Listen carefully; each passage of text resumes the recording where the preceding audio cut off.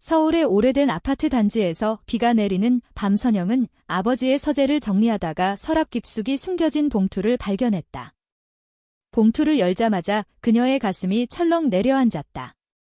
수년간 이어진 은행 거래 내역과 송금 기록들이었다. 삼촌과 이모 이름으로 된 수억 원의 돈이 아버지 계좌에서 빠져나간 흔적들이 선명했다. 아버지는 최근 심장병으로 입원해 있었고 의사는 스트레스와 경제적 압박이 원인이라고 했다. 선영은 손을 떨며 서류를 내려다보았다. 이게 사실이라면 삼촌 부부가 아버지를 수년째 재정적으로 착취해온 것이다. 그녀는 입양된 딸이었다. 어린 나이에 부모를 잃고 이 집에 들어왔을 때 아버지는 그녀를 친딸처럼 키웠다.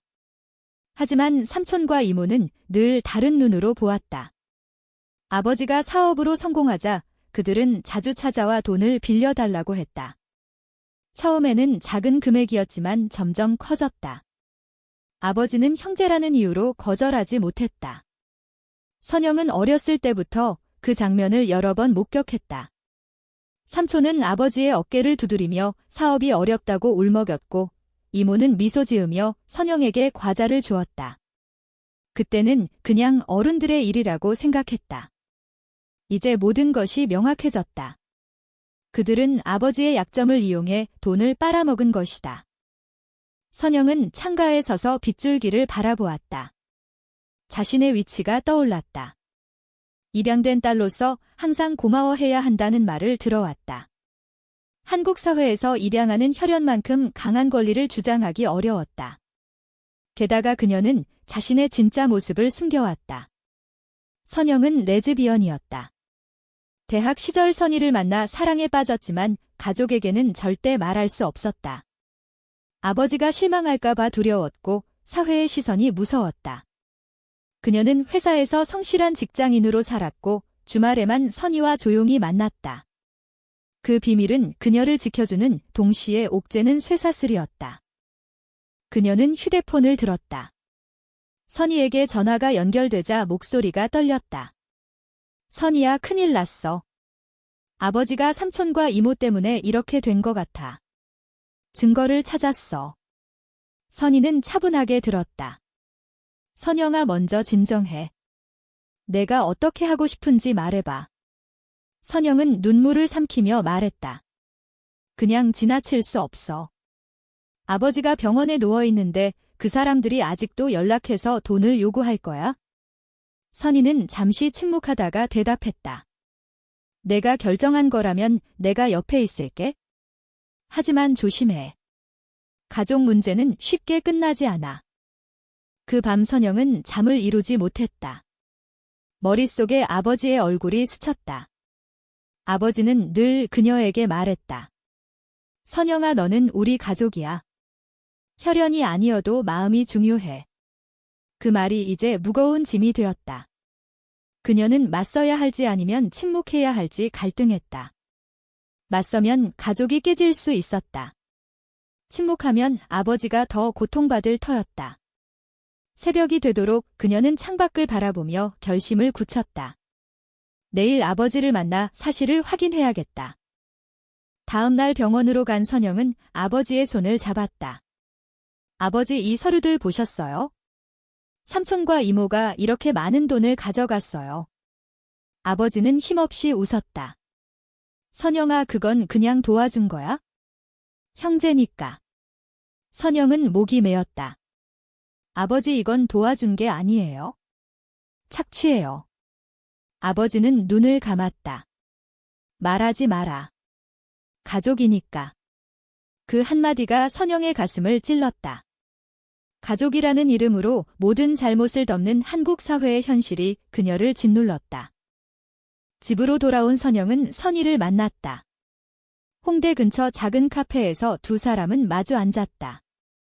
선희는 그녀의 손을 살짝 잡았다.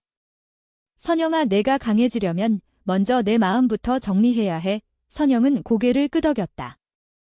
나도 알아. 하지만 무서워.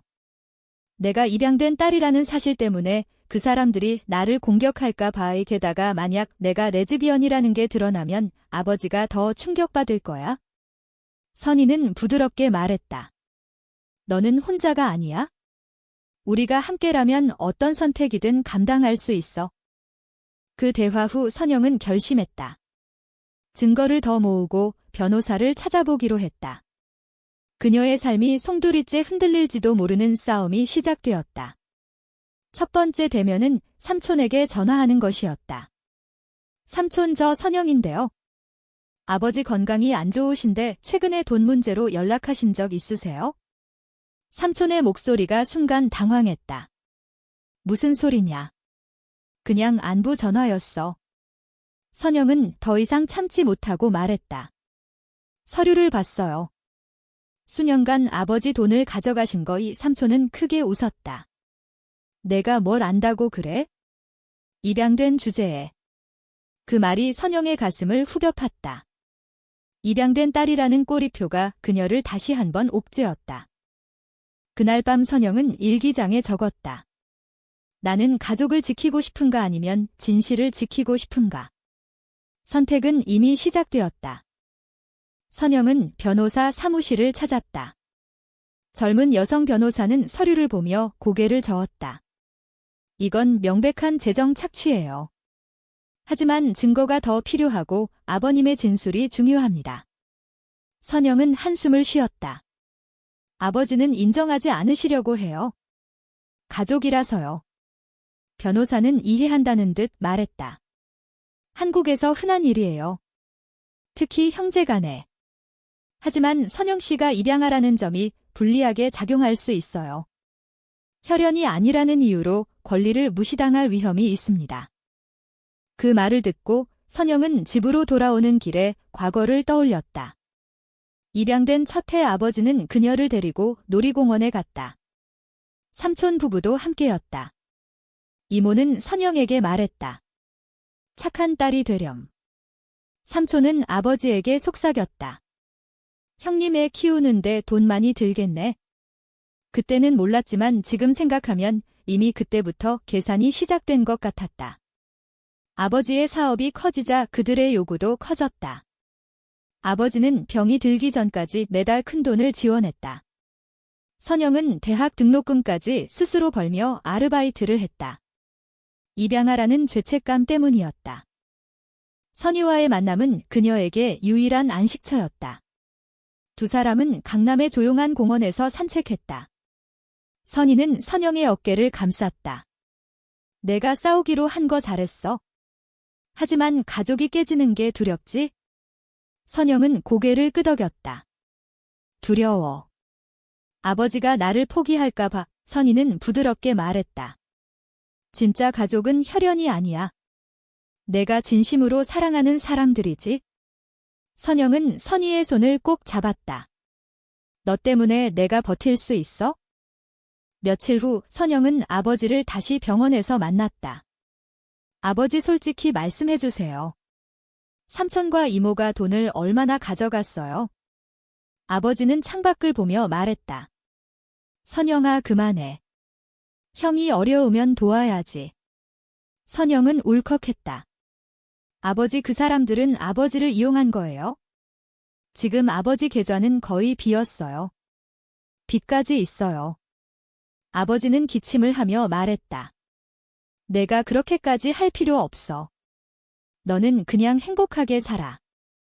그 말이 선영을 더 아프게 했다. 아버지는 그녀의 행복을 바라면서도 자신의 고통은 숨기려 했다. 선영은 삼촌 부부를 직접 만나기로 결심했다. 먼저 이모에게 전화를 걸었다. 이모, 아버지 상태 아시죠? 돈 문제로 이야기 좀 하고 싶어요. 이모의 목소리가 날카로워졌다.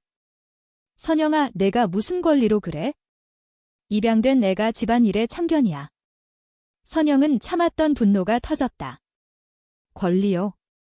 아버지가 제 아버지시니까요. 서류 다 있어요. 이모는 코웃음을 쳤다. 그 돈은 빌린 거야? 증거 있어? 선영은 더 이상 대화하지 않고 전화를 끊었다. 이제 본격적인 싸움이 시작되었다. 그녀는 선희와 함께 증거를 정리했다. 선희는 회계 지식이 있어 도움을 주었다. 이 송금 패턴을 보면 명백해. 매달 일정 금액이 빠져나갔어. 선영은 고마웠다.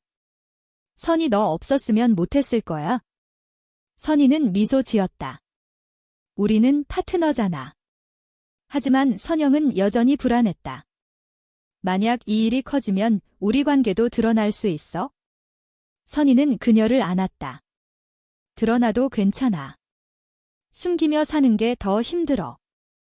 선영의 내적 갈등은 깊었다. 그녀는 레즈비언이라는 사실 때문에 가족에게 미안했다. 한국 사회에서 동성애는 여전히 큰 스캔들이었다. 특히 입양아가 그런 일을 저지르면 가족의 명예를 더럽힌다는 시선이 강했다.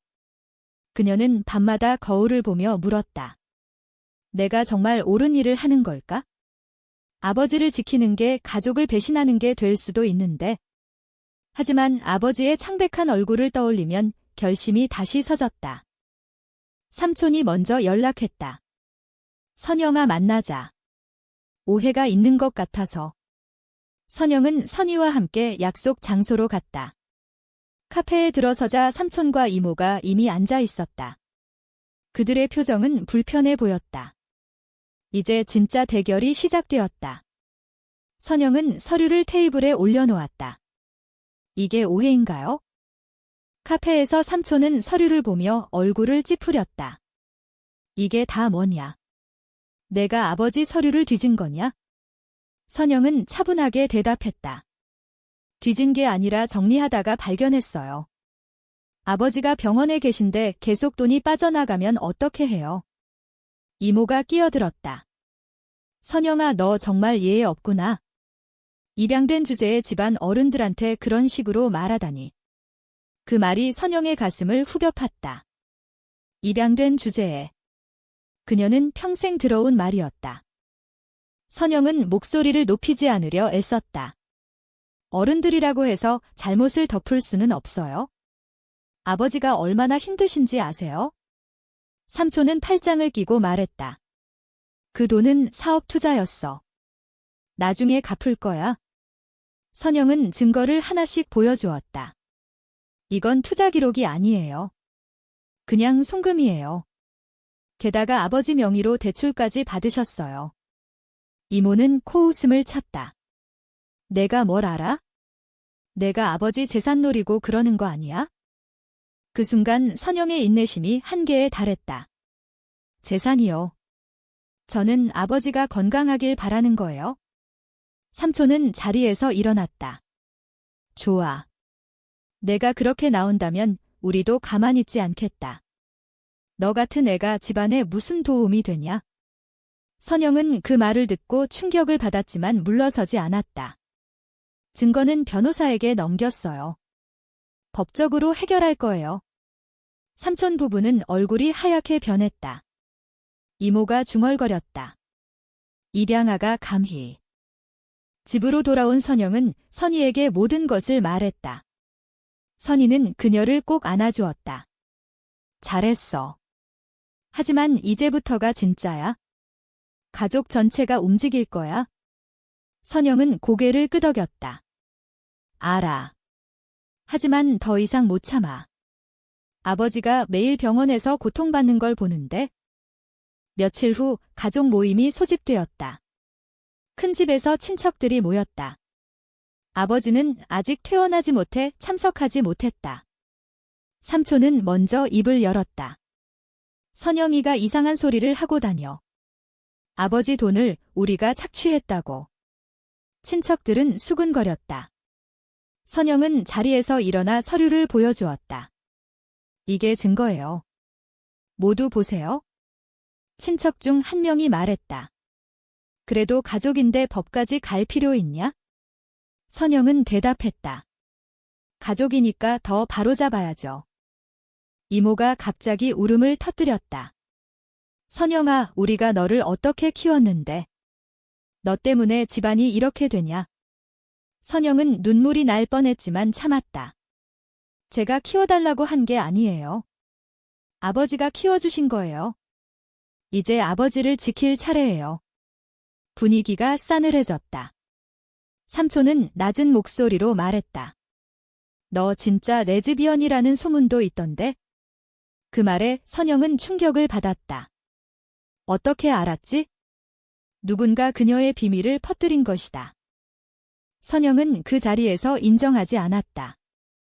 하지만 마음은 흔들렸다. 선희와의 관계가 드러나면 모든 것이 끝날 수 있었다. 모임이 끝난 후 그녀는 선희를 만났다. 선희야, 그 사람들이 내 비밀을 알아? 선희는 걱정스러운 표정으로 말했다. 이제 선택해야 해. 숨길지 드러낼지. 선영은 밤새 고민했다. 그녀의 내적 갈등은 극에 달했다. 가족을 지키려다 자신의 정체성을 잃을까? 아니면 진실을 드러내 모든 것을 걸까? 가족 모임이 다시 열렸다. 이번에는 아버지도 퇴원에 참석했다. 선영은 심호흡을 하고 입을 열었다. 아버지 삼촌과 이모가 수년간 아버지 돈을 착취했어요. 증거 다 있어요. 아버지는 피곤한 얼굴로 말했다. 선영아, 그만해라. 삼촌은 벌떡 일어났다. 증거. 그건 내가 조작한 거 아니냐.